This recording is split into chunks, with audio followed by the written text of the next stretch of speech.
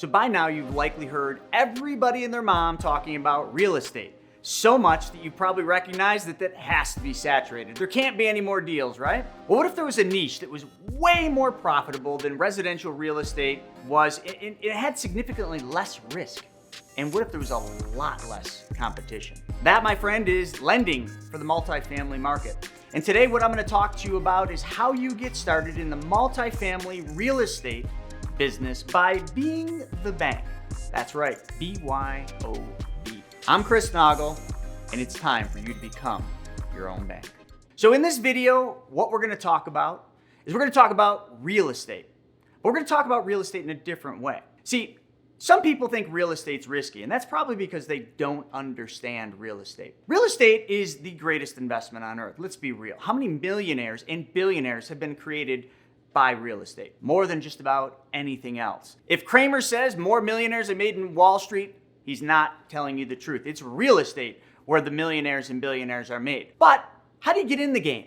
You know, a lot of people have questions and they develop fear because they overthink this. They think about fear and risk and, oh my God, what if I lose money? And they think about, I don't have resources. What if it wasn't about your resources at all? What if it was about you being resourceful? Now that would be way more fun, wouldn't it? Well, that's what being the bank is all about. I'll never forget when one of my mentors told me, and this is when I was flipping a lot of houses, he said to me, the ultimate in real estate is being the bank. I had no idea what he meant. To me, I was like, all right, I got to go out and flip a whole bunch of houses, make a couple $1,000,000, and then I can be the bank. And holy crap, did I waste 5 years thinking like that. Because real estate's such a great investment, there's a lot of different ways you can do real estate. Some more risky, some less risky. But let's just focus on the one thing that banks do. Because banks are super good with money, right? Banks lend. Banks are the bank, but you can be the bank as well. And that's exactly what I want to show you how to do. I mean, think about the returns you can make in real estate. Some people are shooting for the moon. They're like, it's going to the moon. Well, maybe not. But in the business of being the bank, think of an amplifier or your car radio. You got a little dial. You can make the returns anything you want because you control the deal, but you don't have to own it. You don't have to deal with the tenants, the termites. You don't have to deal with the toilets and building inspectors and contractors. All you do is set the parameters, set the returns, sit back, and collect checks. You know what the risk is in being the bank? Not having the proper knowledge. Not knowing the steps to take to protect your money, which is the third law of wealth. Protect your wealth. And you protect your wealth by knowing a little bit more than the other guy. We call it invest in things you know, like, and understand, or do things that you know, like, and understand. Well, this is something you need to understand. There's so much money out there, and there's really only two types of people. There's people that have money that want to make more money, and there's people that need money to make money. So which side do you fall on? You might even fall on both sides. But let's just focus on the side of people that need money to make money. You see, here's the fun thing. As soon as I say that, about half or even more than half of you just tuned out. You're like, I don't have money, so I can't listen to this. Wrong. You know people that have money. Your friends, your family, your coworkers, they have money, don't they? And if they don't, you need to up your network and up the people that you're hanging out with because they all have money, but they don't know how to make their money work for them. See, when you go to a bank, what do? You take your money and you deposit it in the bank. You give up control of your money. What does the bank do? Do they put it in that vault in a little box with your name on it? Heck no. They take your money and they send it out to work for them and they make a crazy spread. How much? Well, I don't know. How much you paying for your mortgage? How much you paying for your car loan? How much you paying for those unsecured lines of credit? Is it 2, 5, 10? Well, they're paying you 1% or less, and they're going out there and making a 5% return lending on real estate.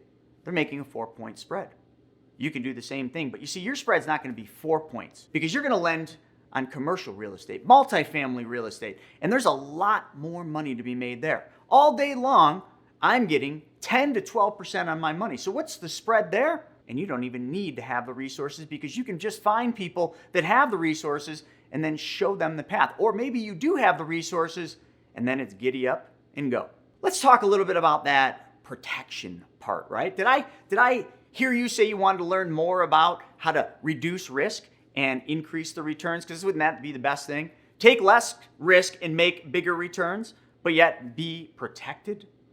That's right. When you're the bank, you have something that not many other investors have, and that's called security. Collateral. When you lend on real estate, especially multifamily, you've got a property that when you want, if you have a bad day, you can go there, you can kick it, you can spit on it, you can swear at it, you can do whatever you want because it's a tangible piece of property that you can have some fun with.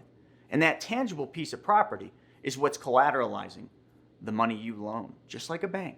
When somebody doesn't pay the bank, what does the bank do? They take the collateral. So when we talk about being your own bank, to me, it's an extremely low risk proposition because there's always security and there's always a tangible physical asset backing the amount that you lend. And the only thing you need to do is learn how to underwrite the deal, which is way simpler than what most people think. I don't know how to do that. Well, you know what? When you bought a bicycle, when your parents brought home a bicycle, did you know how to ride that bicycle? Nope. You hopped on that thing with the training wheels and you learned that when you pushed the pedals down, it went forward. And then what they do, they took the training wheels off and you crashed. You got some scars, some bumps, some bruises, but you got back on that bike and you learned how to ride it. Same thing was true with the car you drive today. You had to learn. Well, when you're being the bank, you have to learn the rules and you have to learn how to do it. It is not difficult. It is not difficult at all. You follow some simple steps. Literally just mimic the bank, and that's what you do. So a lot of people shy away from the bigger deal. Someone brings you a $2 million deal and they need money for it. And you're like, oh man, I only got 25 grand. I'm out. Wait, stop.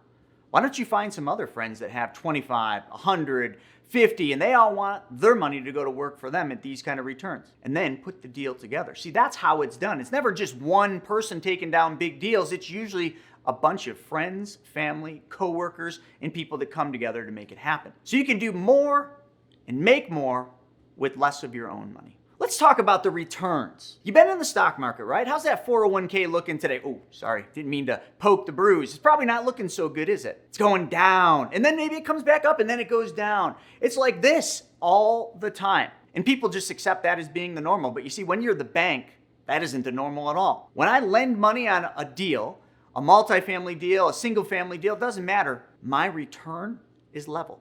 It doesn't fluctuate. It's the same thing month after month. The checks show up in my mailbox. You've heard that story, mailbox money. Well, this is the epitome of mailbox money. So let's do a quick recap. Real estate is risky, right? But it's a great investment. Now you know how to control that risk. Number 2, controlling the returns you get and eliminating unforeseen risks comes with the knowledge and the application of the knowledge. Number 3, there's security. Your money is collateralized with a tangible asset. Number 4, you get to do bigger deals with less of your own money because you've learned how to pool together and solve other people's problems. And number 5, no more the roller coaster. Your returns are level and they don't fluctuate. Remember mailbox money. So let me ask you a question. How are you doing this? Are you borrowing or are you lending? And if you're lending, tell me a little bit about what you're doing. Drop me a comment below and tell me how you're doing this, because everybody deserves a different way to do it. Not only that, what are the returns you guys are making? If you're already lending, how much you making? You making 10, 20?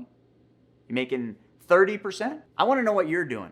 So tell me in the comments. So hey, if you like this video, make sure down below you like it. Not only like it, subscribe to this channel and click that, actually smash that little bell up top so that you're notified every time I put a new video up. And hey, if you like this one, check this video out right here, because no one's telling you the truth about electric cars, so I'm gonna have to.